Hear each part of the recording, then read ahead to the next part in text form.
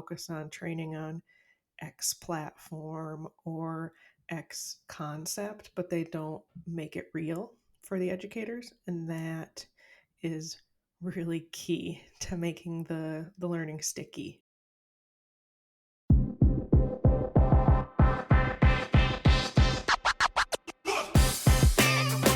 Welcome to Season 2 of Schoolin' Around, a podcast hosted by Branching Minds, featuring prominent leaders, subject matter experts, and thought innovators with their perspectives on the current challenges facing K-12 education. I'm your host, Larissa Napolitan, a former teacher, instructional coach, and a member of the Branching Minds team, here to lead conversations with educational leaders and experts and to shine a light on phenomenal educators and those that are on a mission to transform our schools and the lives of students.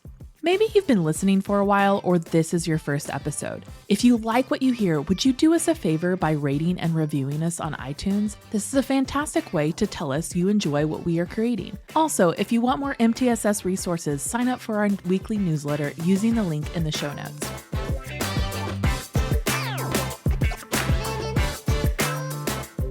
Professional development is a contentious topic for many educators who have sat through irrelevant and out-of-touch training at some point in their careers. So, how can leaders make it more meaningful? For the new era of the podcast, we are continuing our series of EdHotTakes, conversations around those tough questions and hot topics.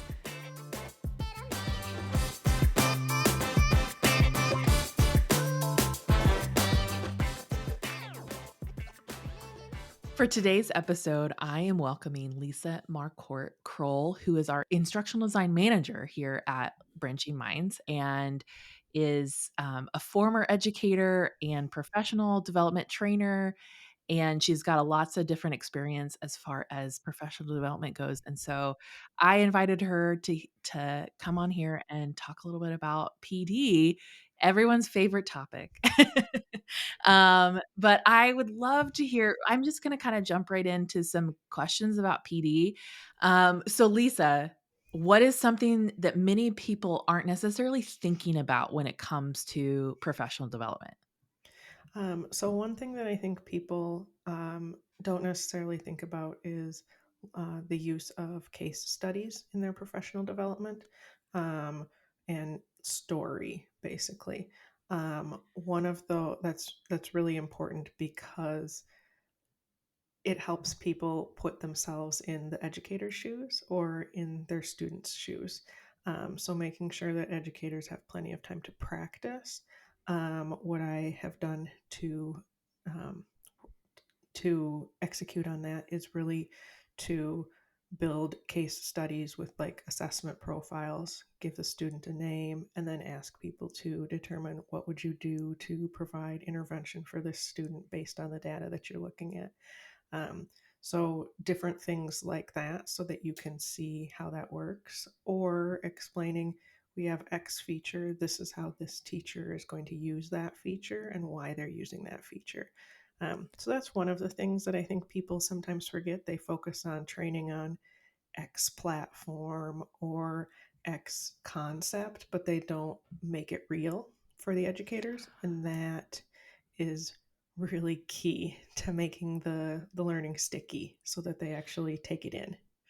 I love that I love that you use the phrase make the learning sticky. It's so great. We're not talking about glue sticks, but just making it stick in the brain. But you're right. Like I feel like we talk about when you mentioned case study, that makes a lot of sense because, I think back to my like pre-service training and we learned a lot of theory and Mm-hmm. it didn't become real until we got into the classroom and started implementing those things. And so many of your like case study or like your real practice happens in real time as you're a Yeah. first year teacher or Mm-hmm. second year teacher. And it's like, why not build some of those skills through case study and through conversation and build Yeah. hypothetical? Like it makes a lot of sense. One of my best grad school assignments that I ever received was in a principal program. And the person who was training us was a principal, which was awesome in and of itself. But they actually printed off a bunch of emails that they would have received as a principal, and we were given like 90 minutes to go through all the emails, decide which ones we were going to prioritize, and which ones we were going to answer immediately, and which ones could wait a day or two. And it was so real world.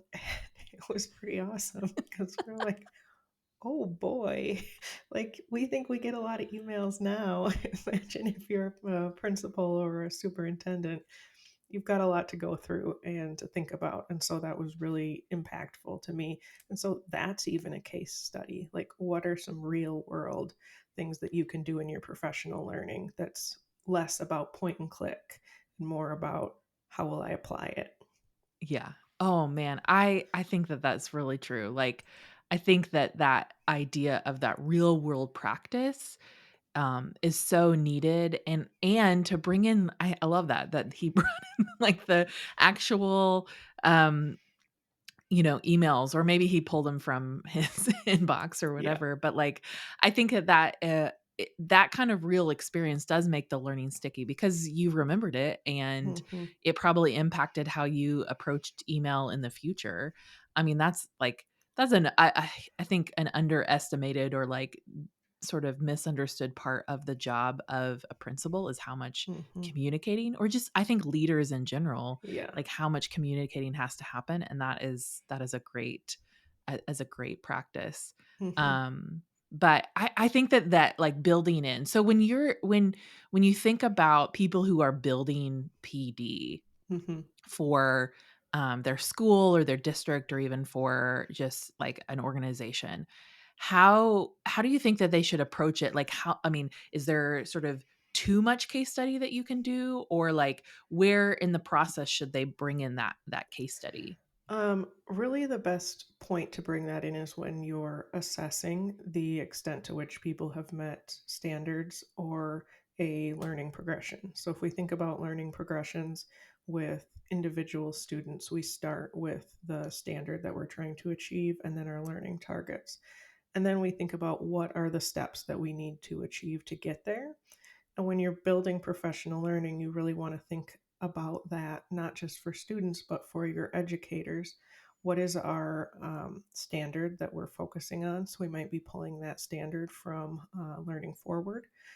They have quite a few professional learning standards that educators can use, and then using that to develop learning targets and learning and success criteria within the learning progression. So then once you've got your learning progression set up, you can be thinking about what can I do to assess my educator's ability to execute on that success criteria. And so one example is that that principal email inbox, like that assesses X standard of ability to prioritize. So it can be an assessment, can be just a task like that. It doesn't have to be a multiple choice or an essay or being able to stand up in front of a group and explain something or present something. It can be instances like that. So just keep in mind, I mean, the case studies are generally ways to, sometimes they're ways to assess, other times they're ways for the professional development facilitator to teach. So it it kind of can go back and forth. But ultimately, I don't think there's such a thing as too much case study, because that's really how people are going to understand and be able to apply it when they go back to their classrooms the next day. Mm. Well, and I mean, that's the thing that a lot of educators want out of professional development is like, what is something I can apply right away? Like, Yeah.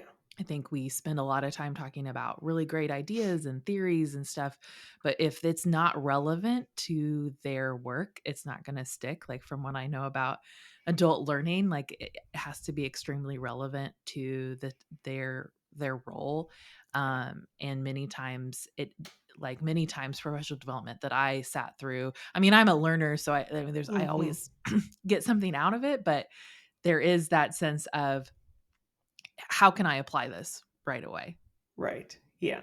And I think the other big piece is allowing for some level of choice.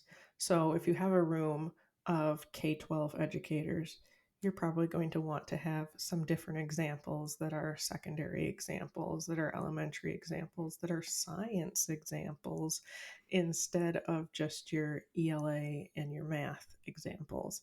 Um, so be thinking about ways to engage everyone in that work. And if it's something that's not applicable to a group, don't make them sit through that. Like they should have a separate PD that they're working on that actually applies to them. So I think it's also making sure you have the right people in the room, and that you're meeting the needs of the audience in front of you. Well, you answered my second question today was going to be about making PD more effective, and you're right. Like, don't make them sit through something that's not relevant to them. I love what you said about providing those different types of examples of, like, if you're doing K-12, like, have those different levels of examples or case studies. And then I also think, like, one group that I think often gets left out of professional development is that those electives or Mm-hmm. specials or performing arts or whatever the other people besides the general education classes. And I think providing examples and case studies that are relevant to them, and like, how does it work in their Mm-hmm. classroom if it's you're teaching a instructional concept, or like, how are they going to be using this piece of technology in their classroom, I think is really important as well. Yeah, exactly. And I think part of it is also choosing initiatives that apply to everyone. So a focus on writing or vocabulary can work in the gymnasium just as well it can work in the music classroom and in the ELA reading, math, science classrooms. Um, I've seen that work really well across the board. When I did middle school as a literacy coach, our PLC goal was all about writing. And it was crazy because the kids all of a sudden saw that writing was important in all the subjects. And so the kids had a realization of how important that was. And it was really impactful to be talking with each other as cross content about how does writing look in this discipline versus that discipline. Um, so I think it can have a huge impact as well. And thinking about those initiatives and something that will apply to everyone is also really important. Mm.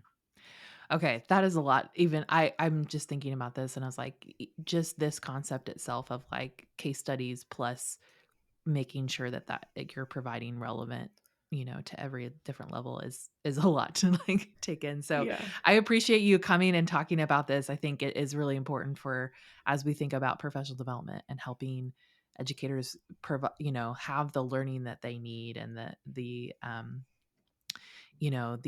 think it's empowering to be able to learn, to gather the relevant stuff. So thank you Yeah. so much for chatting with me today. And I just Absolutely. appreciate your work. So thank you. Excellent. Thanks.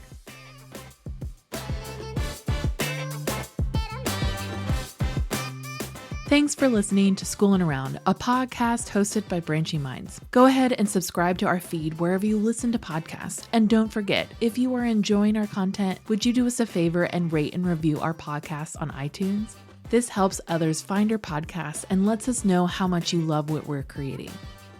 Branching Minds is an educational technology company using learning sciences and technology to help districts effectively personalize learning through MTSS. To learn more about us, check out our website, branchingminds.com, or follow us on Twitter, Facebook, or LinkedIn at Branching Minds.